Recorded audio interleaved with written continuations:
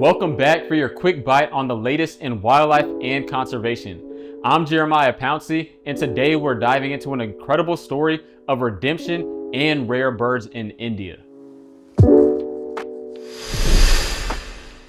Meet the critically endangered Bengal florican, a striking bustard with fewer than 800 left on Earth. Yes, 800. Every mating season, males put on a show, leaping with white wings, flaring to impress the females.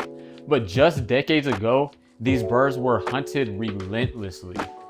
In Assam's Manas National Park, poverty once drove locals like Rustam Basumatary to hunt floricans for food and income.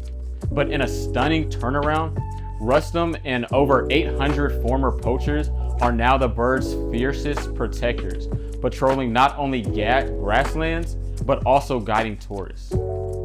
With the help from nonprofits like Endangered, they surrendered weapons, strengthened anti-poaching efforts, and even helped Manas shed its World Heritage Endangered status.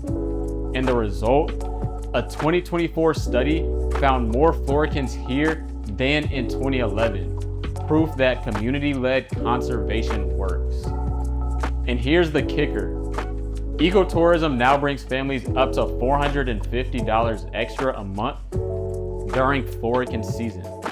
As Rustam puts it, the same birds once killed now sustain us. Talk about a happy ending. From near extinction to ecotourism icon, the Bengal florican's comeback reminds us that conservation starts with us. For more news, I'm Jeremiah Pouncy. So stay wild, stay curious, and make sure to follow us.